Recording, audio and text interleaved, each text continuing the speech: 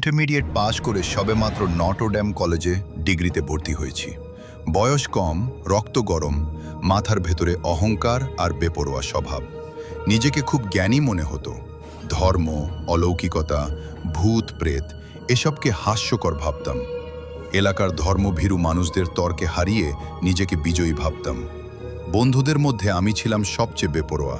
কেউ যদি ভূতের গল্প বলতো, আমি তাকে নিয়ে হাসাহাসি করতাম, বলতাম এসব মানুষের মনের ভুল ছাড়া কিছুই না। কিন্তু একটা রাত, শুধু একটা রাত আমার সেই অহংকার ভেঙে চুরমার করে দিয়েছিল। আমার খুব কাছের বন্ধু ছিল রফিক। ক্লাস 5 থেকেটা ছিল কষ্টে ভরা। বাবা মারা যাওয়ার পর পুরো সংসারের দায়িত্ব ওর কাঁধে এসে পড়ে। মা, 2 বোন আর ছোট ভাইদের নিয়ে কোনো মতে সংসার চালাতো। পড়াশোনা ছেড়ে পাটকলের সুপারভাইজারে চাকরি নেয়। বাইরে থেকে রফিককে স্বাভাবিক লাগলেও ভিতরে ভিতরে ও যেন সবসময় আতঙ্কে থাকত। এক শুক্রবার বিকেলে ও হঠাৎ আমার বাসায় এসে হাজির। মুখ শুকনো, চোখ লাল, চেহারায় ভয় স্পষ্ট। আমি হেসে বললাম, "কি রে, প্রেমে ধরা খেয়েছিস নাকি?" ও নিচু গলায় বলল, "দোস্ত, একটা বিপদে পড়েছি।" আমি ভাবলাম টাকার সমস্যা হবে, কিন্তু ও যা বলল সেটা শুনে আমার মনে হলো ও হয়তো মানসিক ভারসাম্য হারিয়ে ফেলেছে। রফিক বলল, "প্রায় 1 মাস ধরে প্রতি রাতে আমাদের ঘরে টিনের দেয়ালে কে যেন আঁচড় কাটে।" আমি হেসে উঠলাম, "বিড়াল হবে।" ও মাথা নেড়ে বলল, "না দোস্ত, এটা মানুষও না, পশুও না।" তারপর ও বলল, "প্রতিদিন রাত 12টার পর শব্দ শুরু হয়, এমন শব্দ যেন কেউ ধারালো নখ দিয়ে টিন কেটে ফেলতে চাইছে। খরর খরর। ওদের পুরো পরিবার সেই শব্দে ঘুমাতে পারে না। আমি এসব বিশ্বাস করতাম না, তাই সেদিনই ঠিক করলাম রাতে ওদের বাসায় গিয়ে থাকব। রফিকদের বাড়ি ছিল শহরের একদম শেষ প্রান্তে। রাস্তার পাশে একটা দোতলা বাড়ি, তার পেছনে খানিকটা দূরে টিনের ছোট ঘর। আশেপাশে বড় বড় গাছ, ঝোপঝাড়, নিচু জমি আর জলাভূমি। রাতে জায়গাটা ভয়ঙ্কর নির্জন হয়ে যেত। আমি একটা হকি স্টিক আর টর্চ নিয়ে রাত 10টার দিকে সেখানে পৌঁছালাম। রাতের খাবার শেষে আমরা ঘরের মেঝেতে বিছানা করে শুয়ে পড়লাম। রফিক ফিসফিস করে বলল, "লাইট নিভালেই শুরু হবে।" আমি হেসে বললাম, "দেখি আজ কোন ভূত আসে।" তারপর লাইট নিভিয়ে দিলাম, আর ঠিক তখনই মনে হলো বিশাল কোনো নখ টিনের দেয়ালে ঘষা মারছে। পুরো ঘর কেঁপে উঠল। আমি সঙ্গে সঙ্গে উঠে দাঁড়ালাম। আবার এবার শব্দটা ঘরের একদম পাশ থেকে। আমার বুকের ভেতর ধক করে উঠল। আমি আর রফিক টর্চ নিয়ে বাইরে বের হলাম। চারদিক নিস্তব্ধ, না কোনো মানুষ, না কোনো পশু, না বাতাস। এমনকি আশেপাশে এমন কোনো গাছও নেই যার ডাল টিনে লাগতে পারে। কিন্তু শব্দটা তখনও হচ্ছে। আমরা পুরো বাড়ির চারপাশ ঘুরলাম, কেউ নেই। কিন্তু ভয়ঙ্কর ব্যাপার হলো, যেদিকেই যাই শব্দটা যেন আমাদের পেছন পেছন ঘুরছে।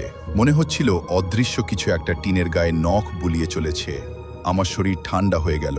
প্রথমবারের মতো মনে হলো হয়তো সত্যিই কিছু আছে। আমি রফিককে বললাম, "তুই ভেতরে গিয়ে লাইট নিভিয়ে শুয়ে পড়ো, আমি বাইরে থাকছি।" ও ঘরে ঢুকে দরজা লাগিয়ে লাইট বন্ধ করতেই আবার সেই শব্দ। কিন্তু এবার শুধু আঁচড় না, মনে হলো কেউ ফিসফিস করে হাসছে, একটা চাপা ভাঙা গলার হাসি। আমি টর্চের আলো চারদিকে ফেললাম, কেউ নেই। হঠাৎ টিনের দেয়ালের এক কোণায় টর্চের আলো পড়তেই দেখি টিনের উপর 5টা লম্বা আঁচড়, একদম নতুন, যেন এইমাত্র কেউ কেটেছে। আর আঁচড়ের ফাঁক দিয়ে কালচে তরলের মতো কিছু গড়িয়ে পড়ছে। আমার বুকের ভেতর কাঁপুনি শুরু হলো। আমি দৌড়ে ঘরের ভেতরে ঢুকে দরজা বন্ধ করে দিলাম। সারা রাত সেই শব্দ চলেছিল, কখনো ঘরের ডান পাশে, কখনো ছাদের উপর, কখনো দরজার ঠিক সামনে। একবার তো মনে হয়েছিল দরজার ওপাশে কেউ দাঁড়িয়ে নিঃশ্বাস নিচ্ছে, ভারী, ঠান্ডা, অস্বাভাবিক নিঃশ্বাস। সকালে কাউকে কিছু না বলে চলে এলাম, কিন্তু মাথার ভেতর একটাই প্রশ্ন ঘুরছিল, এটা কি ছিল?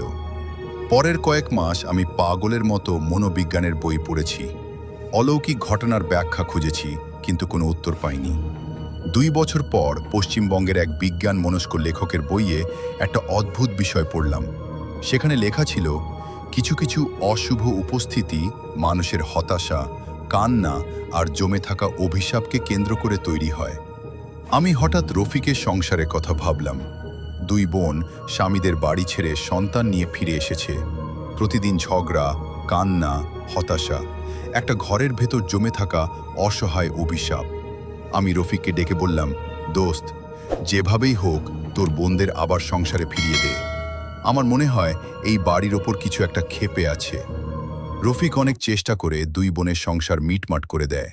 আর সবচেয়ে ভয়ঙ্কর ব্যাপার হলো তারপর থেকে আর কখনো সেই আঁচড়ের শব্দ শোনা যায়নি, না টিনে, না ছাদে, না গভীর রাতে। কিন্তু আজও মাঝরাতে ঘুম ভেঙে গেলে আমার কানে মাঝে মাঝে সেই শব্দ ভেসে আসে।